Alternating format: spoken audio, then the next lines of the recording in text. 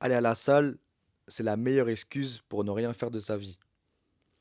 Quand j'ai entendu cette phrase, ça m'a mis un coup de poing, laisse tomber. Parce que ça a résonné ça a résonné avec les 5 dernières années de ma vie. Dans cette vidéo, j'ai envie qu'on parle de ça, mais j'ai envie qu'on se pose tranquillement. C'est pour ça que je suis dans mon canapé. Tu peux voir, j'ai mis une ambiance sympa. Je t'invite à te poser aussi parce que je vais faire une vidéo sans aucun cut, sans aucun montage. C'est un exercice qui est vraiment dur pour moi.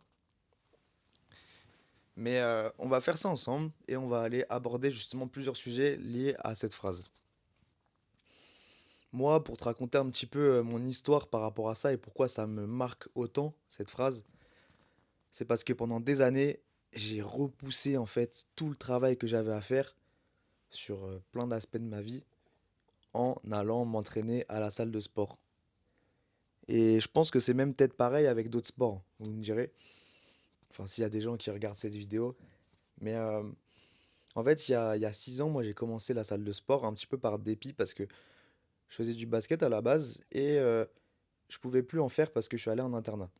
Donc je me suis mis à aller faire ce sport, aller à la salle. Donc j'avais forcément aucun plan, je savais pas comment faire, on faisait un peu tout au hasard. Mais je faisais quand même. Et en fait, pendant un an, j'ai pas progressé du tout. Ensuite, j'ai quitté cet internat-là et je suis arrivé, donc je suis revenu dans ma ville natale. Et cette fois-ci, je suis allé un petit peu plus souvent, mais j'avais toujours pas de résultat. C'était hyper frustrant. Mais j'ai quand même continué. De la discipline, je sais pas. En tout cas, ça me faisait du bien et ça me permettait de me dire, bon bah voilà, au moins je fais quelque chose.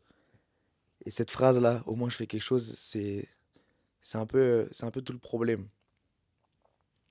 En fait, il y a un été où j'ai dû travailler mon bac parce qu'en fait, je me suis cassé un doigt. Donc j'ai pas pu passer certaines épreuves du bac et il y en a qui ont été reportées en septembre au lieu de juin. Donc tout l'été, je devais réviser. Moi, Paul, je n'ai jamais révisé de ma vie à ce moment-là. Donc je me retrouve en galère, j'ouvre un cahier, et au bout de 15 minutes, je me dis, mais en fait, là, j'arrive pas, je suis en train de... Je fais rien, je n'arrive pas à réviser. Tout simplement, je me dis, bon, bah, je vais faire quelque chose de productif.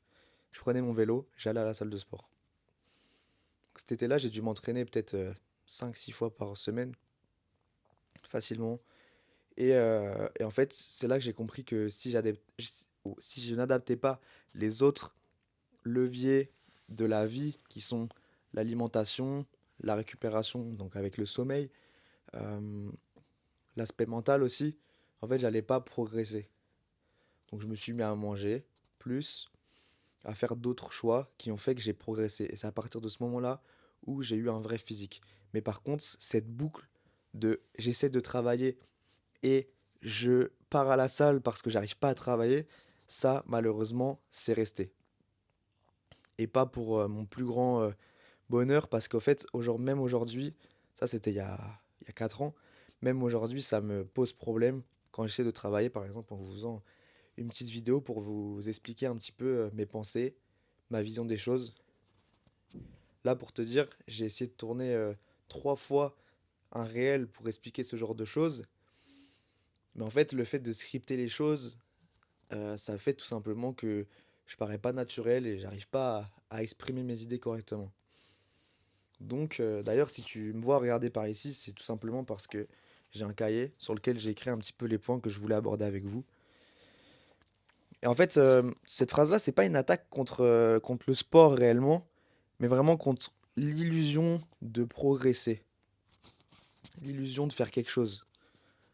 Parce qu'en plus, je pense honnêtement que aujourd'hui, 90% des pratiquants de sport de salle, donc musculation, etc., etc., n'ont pas de plan clair et perdent leur temps 80% du temps. Pour plusieurs raisons. D'abord parce qu'ils vont pas respecter une surcharge progressive, mais aussi parce qu'ils vont pas aller adapter leur alimentation, ni leur sommeil, tout ce que j'expliquais tout à l'heure. Si tu fais pas tout ça, en fait, tu perds ton temps. Si t'as pas un cadre clair, logique, prouvé et précis qui fit avec ta vie, qui va bien avec ton emploi du temps, tu vas juste finir par abandonner parce que tu auras pas de résultat. Surtout si c'est quelque chose que tu pas forcément à la base. Moi, j'ai continué parce que j'aimais ça et surtout parce que c'était mon seul moyen de me dépenser. Mais si toi aujourd'hui tu y vas par dépit parce que tu as juste envie de changer de physique, je suis quasiment sûr et certain que tu vas abandonner avant d'avoir les résultats que tu veux. Alors qu'aujourd'hui, il y a des méthodes qui fonctionnent, qui sont prouvées, euh, qui vont aller faire que tu peux atteindre le physique de tes idées, donc c'est-à-dire un physique qui va souvent être plus musclé, mais aussi plus sec, donc plus athlétique, mais surtout un physique productif. Parce que qui a envie d'être un bodybuilder et de ne pas pouvoir réfléchir, de ne pas pouvoir être productif et de se dire à chaque fois que je veux travailler sur la chose qui me fait le plus envie dans ma vie, donc mon projet, et ben en fait je peux pas le faire et je vais à la salle. Personne n'a envie de ça en vrai. Enfin en tout cas c'est moi en tout cas ce que je pense. J'ai vu une vidéo tout à l'heure qui disait que chez un homme il y a trois facettes. Il y a le physique, le mental et le côté spirituel. Un homme qui a que le physique, mais qui peut pas réfléchir, il sera pas forcément euh, heureux dans tous les aspects de sa vie.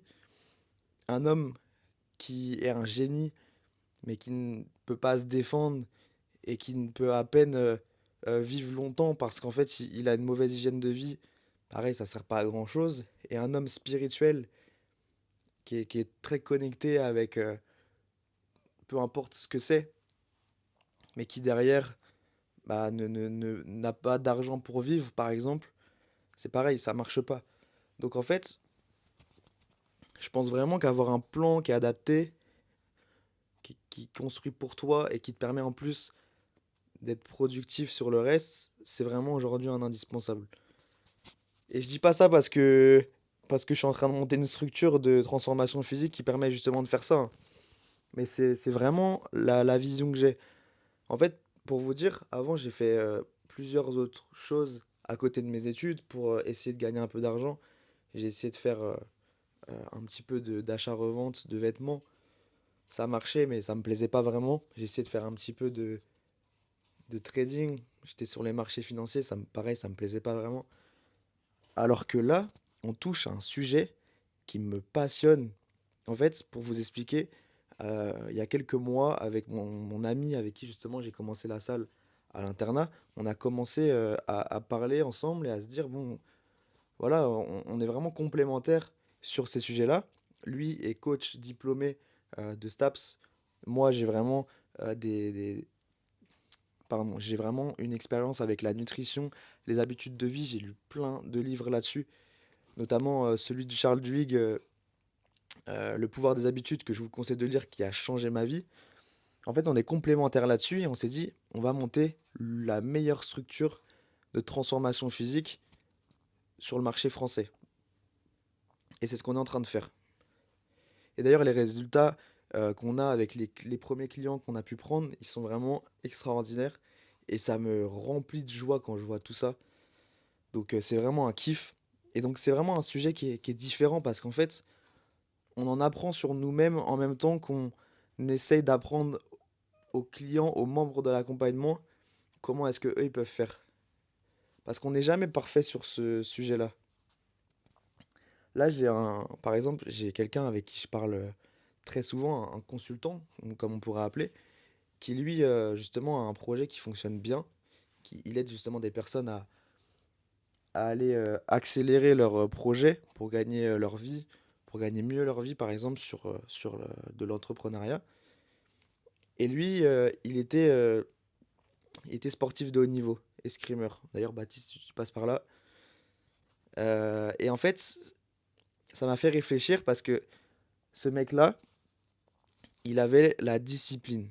La discipline qui l'a amené à être sportif de haut niveau, donc à être dans les championnats nationaux ou internationaux même d'escrime. Et en fait, ça lui a permis, quand il l'a appliqué sur son business, de tout simplement faire des résultats de fou. Et en fait, je pense que c'est une bonne leçon à prendre que de se dire, bah en fait, en appliquant des concepts, que ce soit entrepreneuriaux ou des concepts sur donc, ce que tu dois faire pour atteindre des objectifs dans le sport, à d'autres aspects de ta vie, je pense que tu peux vraiment atteindre des résultats qui sont incroyables. Par exemple, nous, notre vision, donc avec Mathis, la personne avec qui, je travaille en ce moment et avec qui je vais travailler à l'avenir aussi, sur le long terme, on se dit qu'en fait, nos clients, en plus de perdre leur gras, prendre du muscle, sentir mieux dans leur corps, en fait, ils vont avoir un effet d'halo sur leur vie qui va faire qu'en fait, c'est obligé qu'à l'avenir, ils réussissent mieux dans leur vie. En tout cas, moi, j'en suis persuadé. Parce que tu peux pas t'améliorer physiquement, avoir de meilleures habitudes de vie, parce qu'en fait, pour t'améliorer physiquement, tout simplement, il faut que ta vie elle aille en cohérence avec tout ça. Donc, ça passe par des petites habitudes. Ça passe par se lever le matin, faire quelque chose de un peu plus productif. Se coucher le soir, essayer d'avoir une petite routine de sommeil, mettre des lumières tamisées, faire un petit peu d'exercice de respiration pour calmer le système nerveux, prendre pourquoi pas des petits compléments qui t'aident à dormir pour avoir un meilleur sommeil, une meilleure récupération. Derrière, évoluer.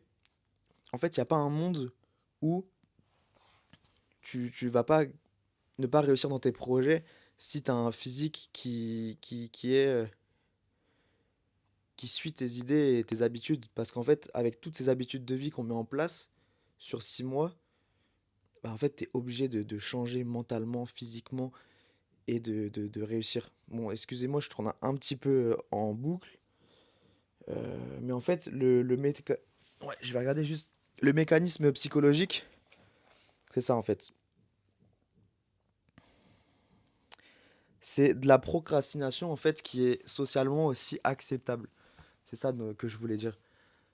En fait, le fait de dire non, là je travaille pas, je vais à la salle, c'est socialement acceptable dans le sens où quand tu dis à quelqu'un ouais, non là j'étais au sport, la personne elle se dit waouh, enfin, cette personne-là elle prend soin d'elle, elle va au sport, elle doit être disciplinée, enfin il y a plein de pensées derrière.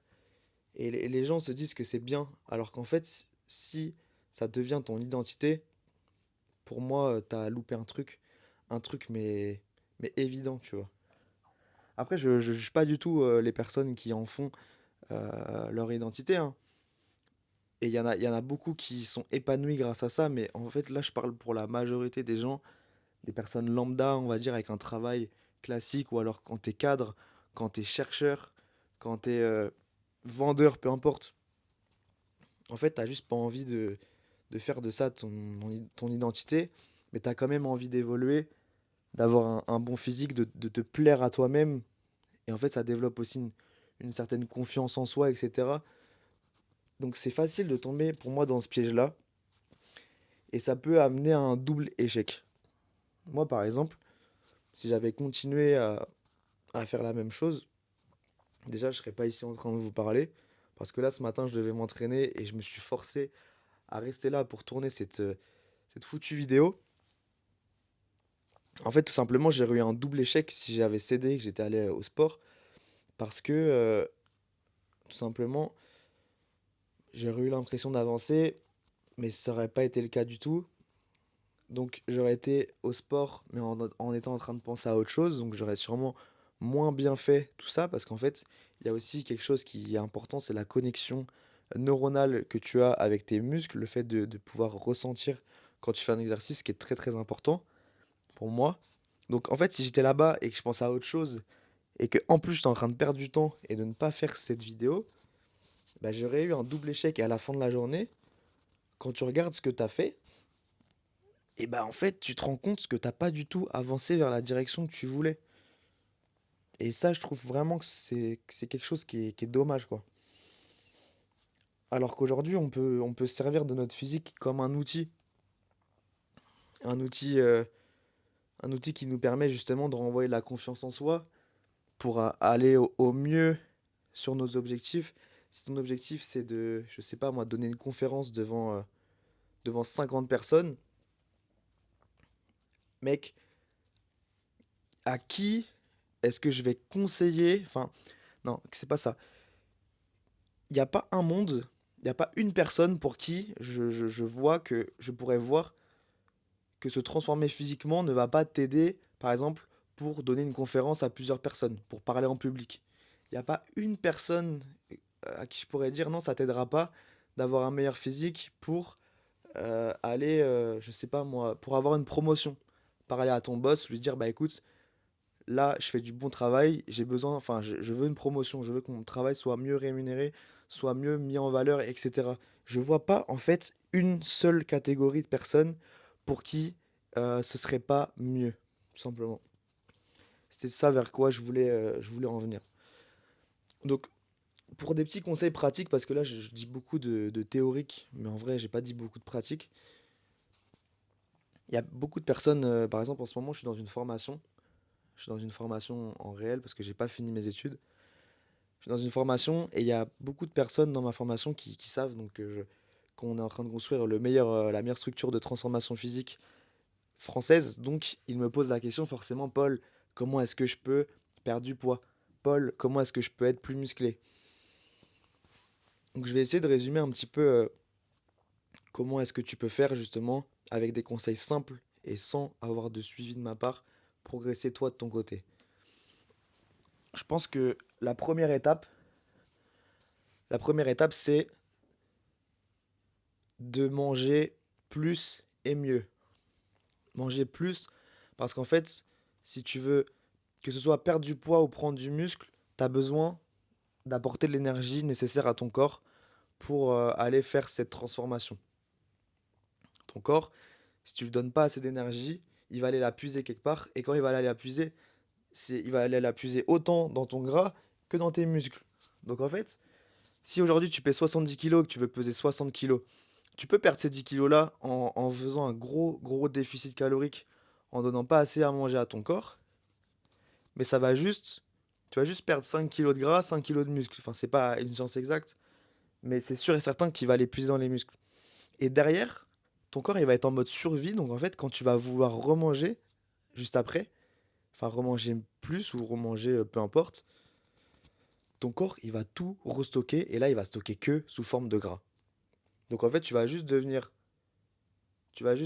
moins imposant, tu vas reprendre tout, sauf qu'en fait, tu auras juste moins de muscles à la fin. Donc voilà, donne assez à manger à ton corps, fais un déficit contrôlé, mange des aliments bruts qui t'apportent des nutriments, des choses qui vont permettre aussi à ton système hormonal de fonctionner normalement et à ton métabolisme d'accélérer. Parce qu'en fait, si tu veux prendre du muscle et surtout perdre du gras, il faut que ton métabolisme il s'active. Ça va te permettre en fait de tout simplement de brûler des calories, même quand tu dors, même quand tu ne fais rien. Et ça va te permettre surtout de ne pas faire de cardio. Parce que le cardio, à l'inverse, quand tu vas le faire, c'est un effort qui est vraiment intense. Donc, quand tu vas en faire, ton métabolisme, il va ralentir. Et au contraire, il va moins brûler de calories après, pendant ta journée. Et tu vas avoir besoin justement, de t'asseoir, de récupérer, etc. Alors que nous, ce qu'on veut, c'est par exemple, grâce à la marche, si tu fais plus de 10 000 pas par jour, par exemple, même à partir de 8 000, déjà plein d'avantages. En fait, ton métabolisme va au contraire augmenter.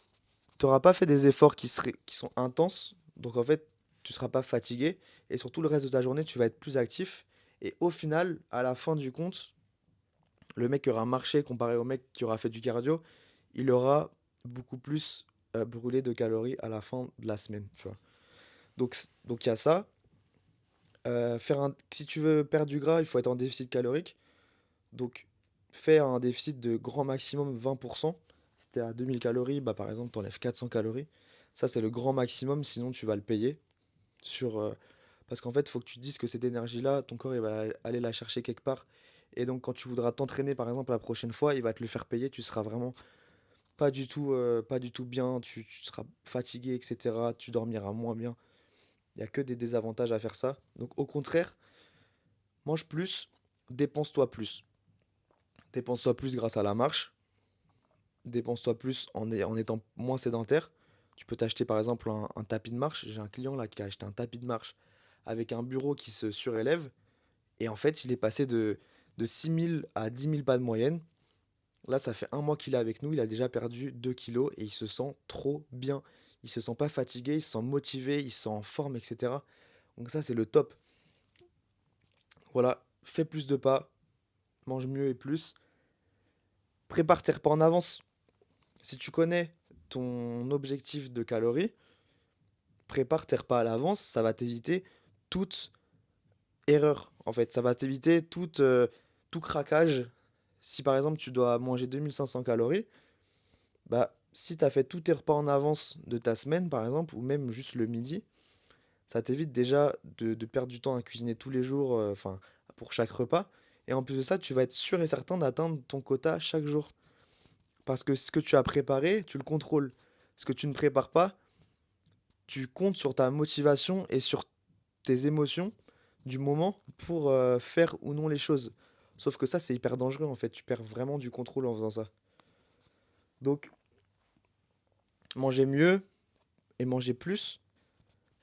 Ah aussi, il y a un truc qui est important, c'est les protéines. J'en ai même pas parlé. Désolé, je pars un peu dans tous les sens. Mange 1,6 fois ton poids cible en protéines. Moi, mon poids cible, par exemple, ce serait, on va dire, bah, je peux pas faire le calcul de tête en fait. Mais tu fais 1,6 fois ton poids cible. Si ton poids cible, c'est 70 kilos, tu fais 70 fois 1,6 et ça donne le nombre de protéines que tu dois manger chaque jour. Pourquoi les protéines? Tout simplement, déjà, ça va te caler parce que c'est des choses qui calent, qui ont un indice de satiété qui est assez haut. En plus de ça, tu vas pouvoir garder ton muscle. Au lieu que ton corps il aille chercher dans les muscles, il va beaucoup plus aller chercher dans la graisse. Et tout simplement, ça va te permettre aussi de développer aussi ton muscle. Donc ça, c'est hyper, hyper important. Et ensuite, les lipides. Donc les lipides, c'est les gras. Je te conseille d'avoir des bons gras dans ton alimentation. Donc par exemple, de l'avocat, une bonne huile d'olive, ce genre de choses. Du saumon gras, genre des sardines, du foie de morue, de l'huile de foie de morue par exemple. Donc ça va être important. Ça, je perds ma respiration. Ça va être vraiment important pour ton système hormonal pour que tu puisses produire des hormones, notamment de croissance la nuit. Et ça, c'est ce qui va te permettre de te transformer physiquement. Et de mieux dormir et d'avoir bah, tout qui va mieux dans ta vie, en fait. Donc, une fois que tu as ça et que tu as un entraînement aussi qui est optimisé avec une surcharge progressive, c'est-à-dire qu'à chaque séance, tu vas faire un petit peu plus de répétitions ou un peu plus, ou tu vas mettre un peu plus de poids sur exactement la même séance. Arrêter de changer de plan toutes les 2 semaines, tous les mois, ça sert à rien. Il faut que tu gardes le même plan, adapté à toi, et que tu surcharges au fur et à mesure. Par exemple, si sur un exercice, sur un développé couché, tu fais 3 séries entre 8 et 12 répétitions. La première séance, tu vas faire 8 répétitions, 8 répétitions, 8 répétitions avec, je sais pas moi, 50 kilos. Deuxième séance, tu vas faire 8, 8, 9. Ensuite, 8, 9, 9, 9, 9, 9, 9, 9, 10, 9, 10, 10, 10, 10, 10, etc. jusqu'à arriver par exemple à 12. Et une fois que tu es à 12, 12, 12, là, tu peux augmenter le poids et revenir sur 8, 8, 8. Ça va te permettre de jamais arriver à un plateau parce qu'en fait, tes connexions nerveuses, donc ta force, elle va se développer en même temps que tes muscles, ce qui n'est pas possible si tu vas plus vite que ça. En fait, tout simplement, tu vas arriver à un moment donné à un plateau, tu auras plus de force et donc tes muscles ils pourront plus se développer parce que tu pourras plus surcharger à chaque séance. Voilà, j'ai donné vraiment toutes les infos qu'il faut pour se transformer. Là, tu peux pas vraiment rater si tu suis toutes ces infos-là. Si jamais tu veux un cadre clair, un plan adapté à toi, hyper personnalisé et qu'on répond tout simplement à toutes tes questions, t'hésites pas, tu m'envoies un message sur Instagram. Tu auras normalement le lien dans la description si je fais bien les choses. Et on en discute, on prend un appel, je t'offre en fait un appel d'audit personnalisé où je vais pouvoir, en fonction pardon, de ta situation, te dire bah voilà ce qu'il faut que tu fasses tout simplement et t'envoyer un petit plan avec toutes les choses que tu dois faire. T'hésites pas, tu m'envoies un message, il n'y a aucun problème, je réponds à tout le monde et je prends avec grand plaisir des appels parce qu'en plus pour l'instant c'est le début donc ça m'aide aussi à avoir des études de cas, à travailler donc sur des personnes justement qui sont bah, différentes et en fait j'adore ça donc n'hésite vraiment pas à m'envoyer un message et si je dois conclure cette vidéo, je dirais que utilise ton physique comme un outil et non pas comme un échappatoire. Voilà. Allez, gros bisous.